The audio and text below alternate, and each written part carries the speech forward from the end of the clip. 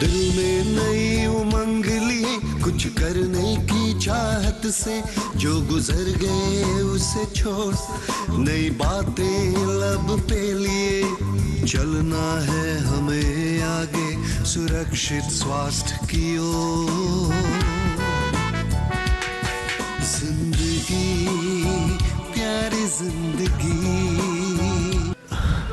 देखो संदीप की माँ, रोने धोने से कुछ नहीं होने वाला है। उसका चाचा गया है ना अस्पताल, पहुंचते ही फोन करेंगे।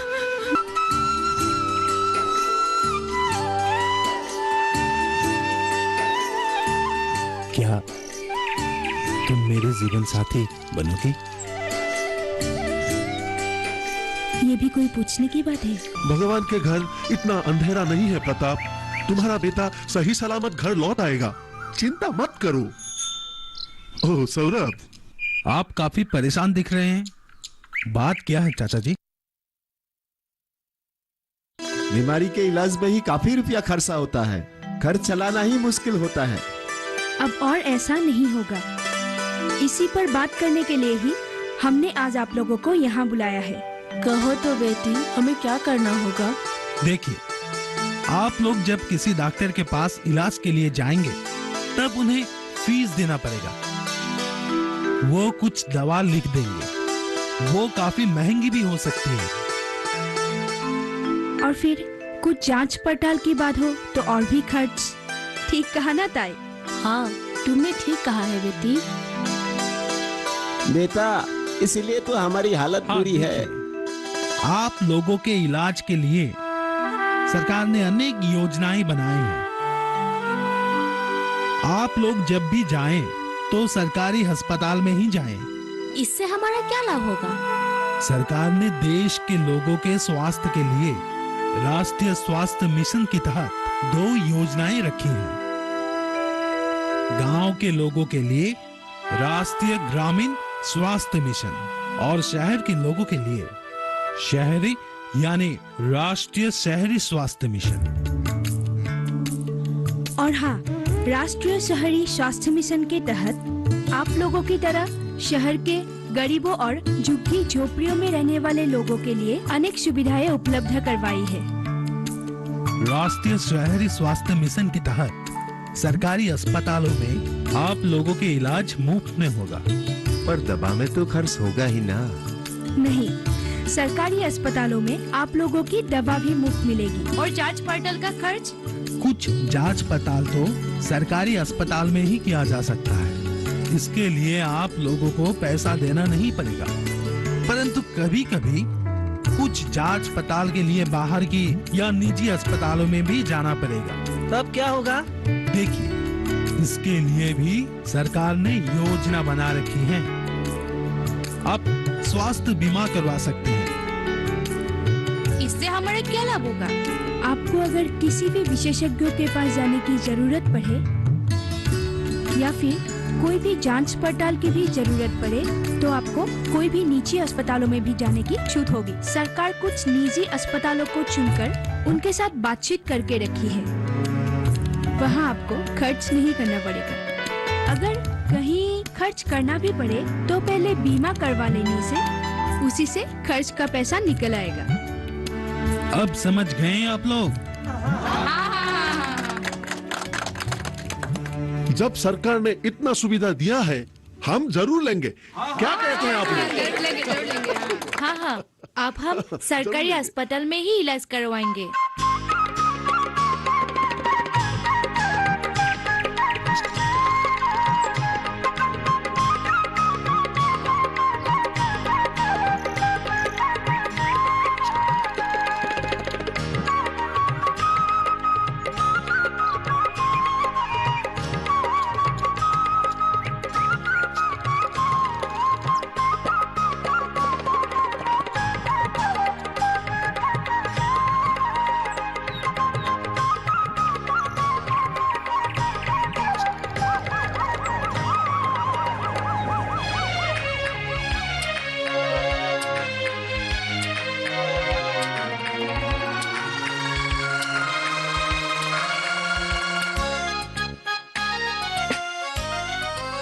अपने गांव में अगर एक अस्पताल होता तो हमें शहर की सरकारी अस्पताल तक जाने की तकलीफ ही नहीं पड़ती। जी हाँ, आने जाने में कितना मुश्किल होता है। गर्भवती महिला और बच्चों को इलाज के लिए ले जाना कितना मुश्किल है। तो तुम लोग कुछ उपाय क्यों नहीं करते? हमारे गांव में एक अस्पताल बन जाए। देखिए, सरकार की अनेक योजनाएं हैं।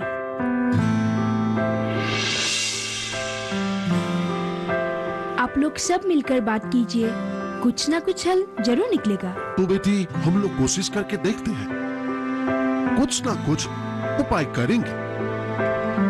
मुझे यहाँ पे एक अस्पताल चाहिए बस। मैं भी सभापति जी से कहता हूँ, वो भी कुछ न कुछ मदद तो जरूर करेगा। देखिए क्या होता है। यहाँ अस्पताल होने से गांव के लोगों का कितना भला होगा। बहुत अच्छा होगा, और फिर गांव के लोगों को कोई परेशानियाँ नहीं होगी। हाँ हाँ, दूसरे जगह जाने की जरूरत भी नहीं पड़ेगी। ये तो बहुत पहले ही होना चाहिए था। और फिर दवा भी तो मुफ्त में मिलेगा ना।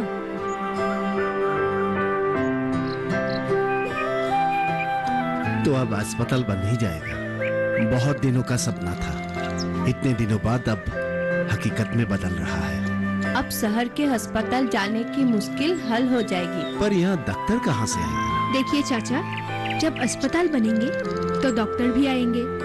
हाँ, कहाँ से आएंगे ये तो नहीं पता, पर आएंगे जरूर।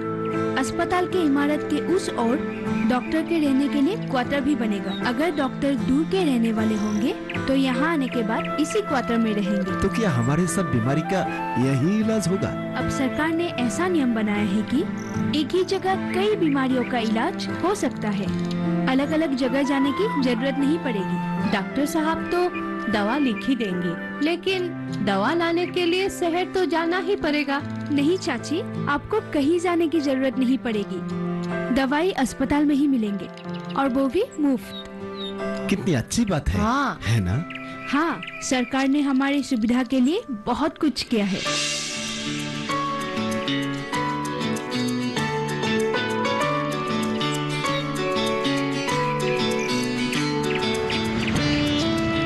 समय समय पर टीका लगवाना बहुत जरूरी है। ये बात कभी नहीं भूलना, ठीक है? ठीक है आशा दीदी। अभी मैं चलती हूँ।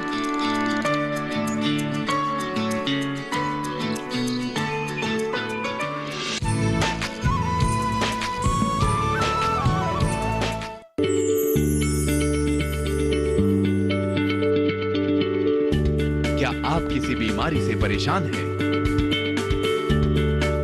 चाहते हैं डॉक्टर की सलाह? तो हम हैं आपके साथ। बताएंगे आपको जीने की राह। समस्याएं आपकी, समाधान देश के मशहूर विशेषज्ञों के। घर बैठे बात करें देश के जाने माने डॉक्टरों से। हमारे लाइव प्रोग्राम स्वस्थ किसान में हर शनिवार शाम 6 बजे से 7 बजे तक।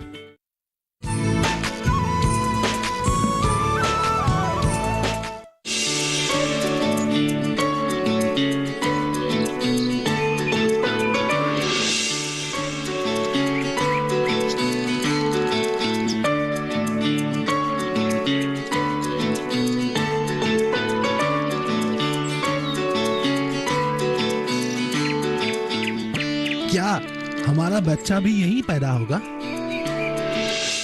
अभी तक तो पापा से शादी की बात नहीं कर पाए, और बच्चे की बात करते हो। ऐसी बात नहीं है, एक ना एक दिन तो हमारी शादी होना ही है ना। हाँ हाँ, शादी तो एक दिन ही होती है, ये तो सब जानते हैं। मेरा मतलब ये नहीं था। छोड़ो इन सब बातों को। अगर हमें हमारा मिशन आगे बढ़ाना है तो गांव में रहना ही अच्छा होगा। पर शहर का हालत भी इससे बेहतर नहीं है। वहाँ भी बहुत सारे लोग अनजान हैं, बीमारियों में बिना इलाज के मरते हैं। घर जमीन बेचकर इलाज के लिए पैसा जुटाते हैं। ये बात भी सही है। तो एक काम करते हैं, हम ना घुमक कर की जिंदगी बिताएंगे, कभी यहाँ तो कभी वहाँ। ठीक है, तुम्हें जो ठीक लगे। चलो चलो। हाँ?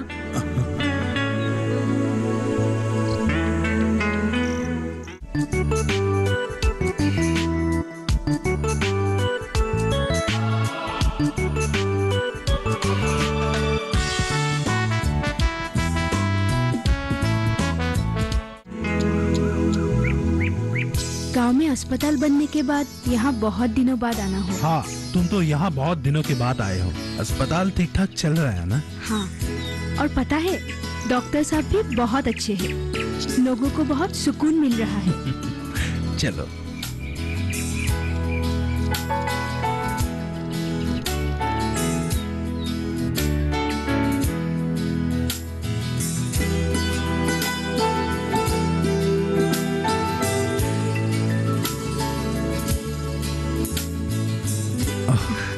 नमस्ते सर। नमस्ते नमस्ते। बैठो बैठो बैठो।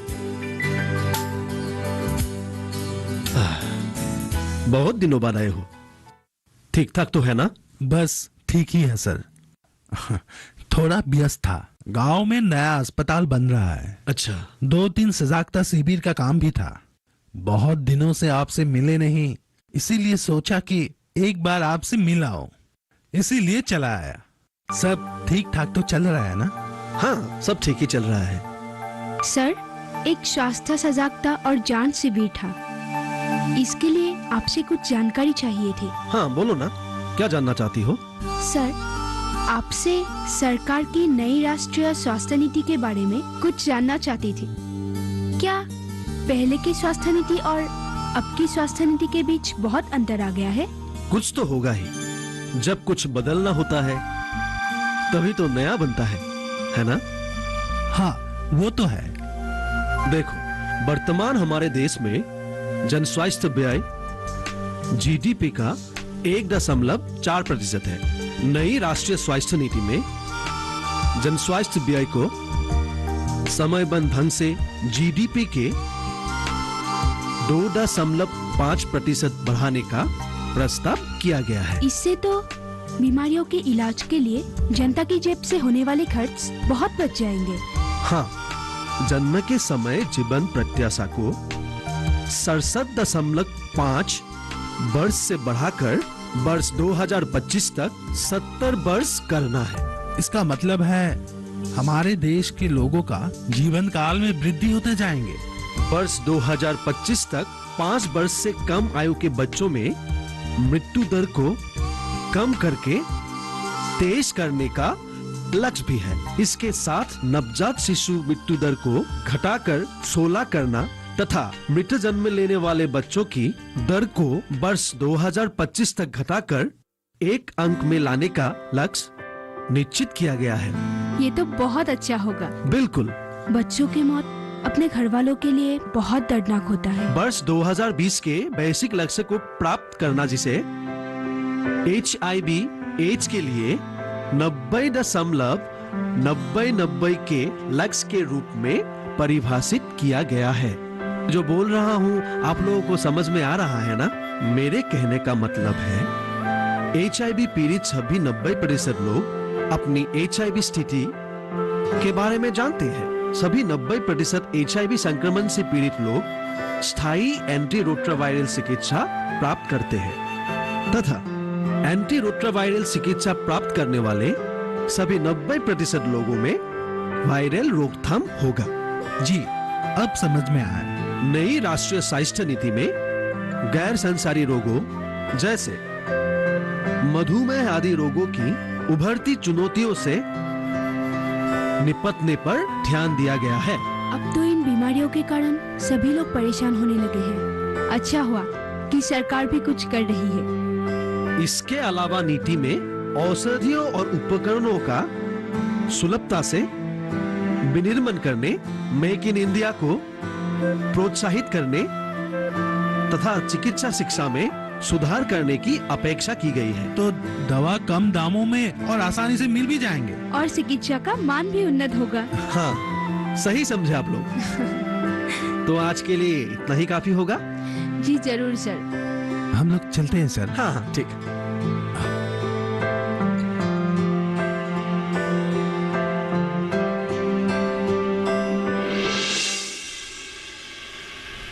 ये हमारा सौभाग्य है, आज यहाँ स्वास्थ्य सजागता और जांच शिविर का आयोजन हुआ है। मैं इस शिविर में आप सबको तहे दिल से स्वागत करता हूं।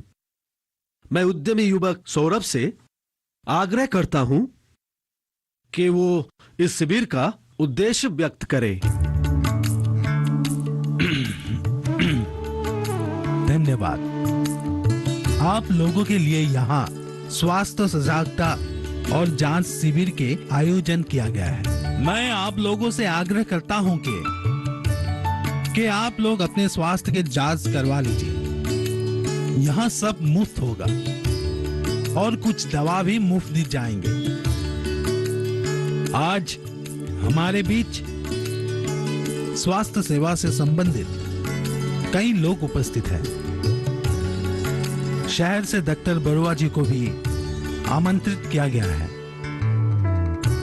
अब आशा है कि आप लोगों के मन में सरकार के स्वास्थ्य संबंधित जो कुछ भी प्रश्न है वो आप लोग इन लोगों से पूछ लीजिए। आप लोग जो कुछ भी जानना चाहते हैं बिना संकोच किए हुए इन जानकार व्यक्तियों से पूछ लीजिए, तो आप लोगों का भलाई होगा। जानेंगे क्या है किसानों का हाल। हम पहुंचेंगे आपके गांव। मिलेगा सरकारी योजनाओं का ज्ञान। जब लगेगी चौपाल, देखिए चौपाल चर्चा सोमवार से शुक्रवार सुबह 9 बजे सिर्फ दूरदर्शन किसान पर।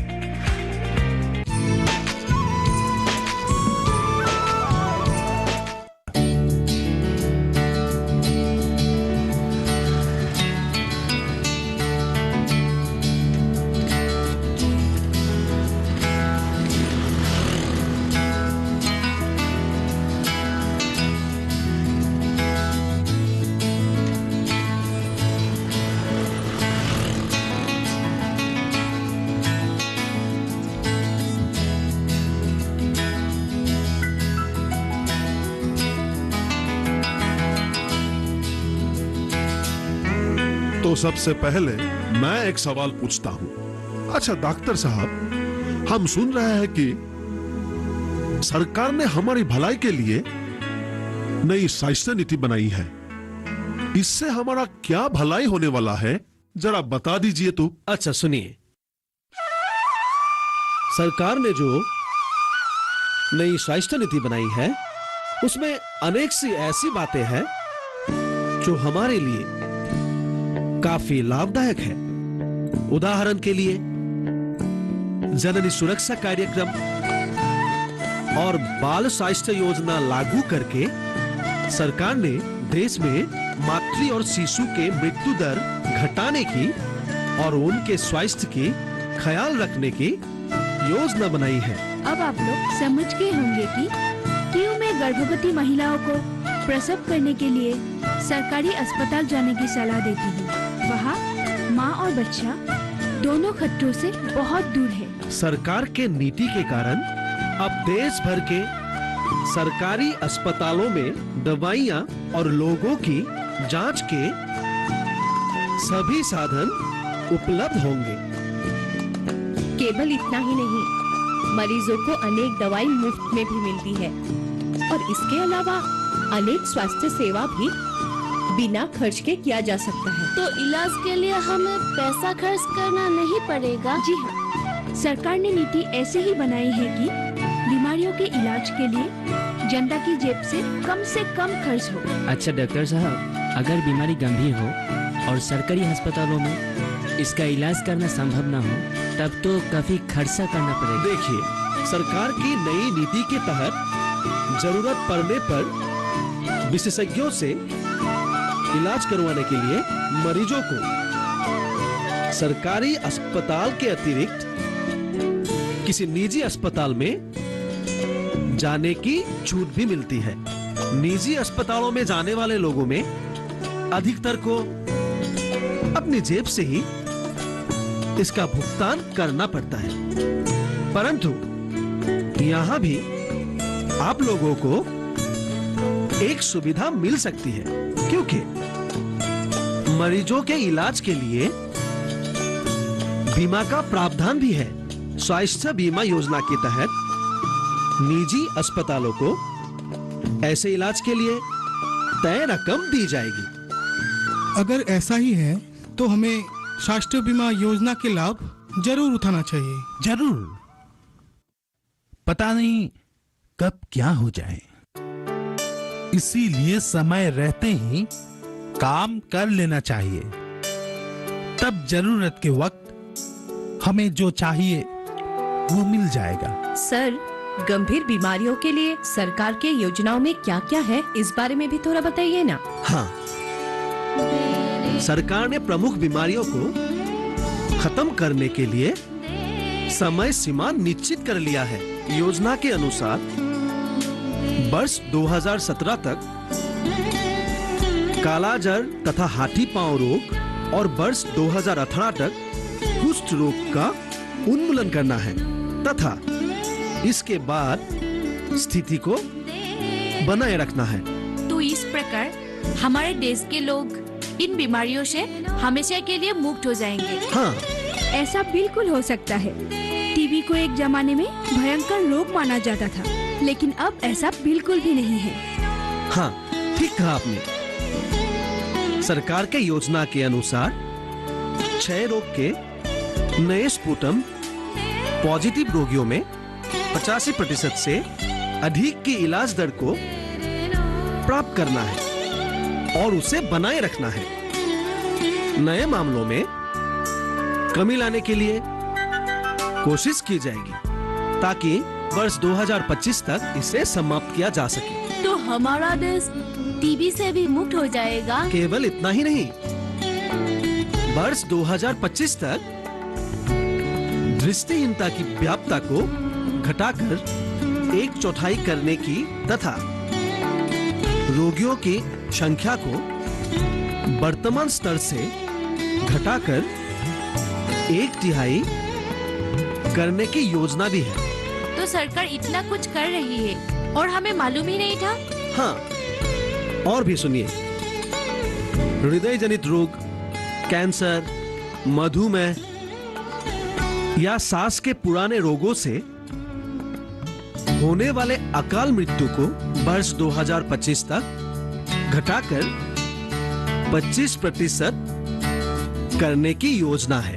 सरकार हमारे लिए कितना कुछ कर रही है और हम तो बस आंखें मूंद कर अनजान बने रहे थे। हमें कैसे इनका लाभ मिलता? हाँ, डॉक्टर साहब की बातों से हमारी आंखें खुल गई। अब तो पूरा भारत स्वस्थ और तंदुरुस्त रहेगा। दिल में नए उमंग लिए कुछ करने की चाहत से, जो गुजर गए उसे छोड़ नई बातें लब पे लिए, चलना है हमें आगे सुरक्षित स्वास्थ्य की ओर।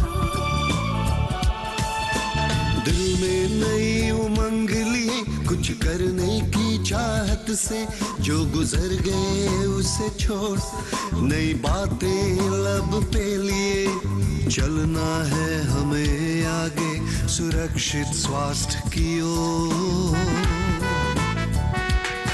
जिंदगी प्यारी जिंदगी रखनी है इसे हर हाल में, स्वच्छता की आगोश में सुस्वस्थ जहां हर पल पले, दे खुशी हमें बेशुमार।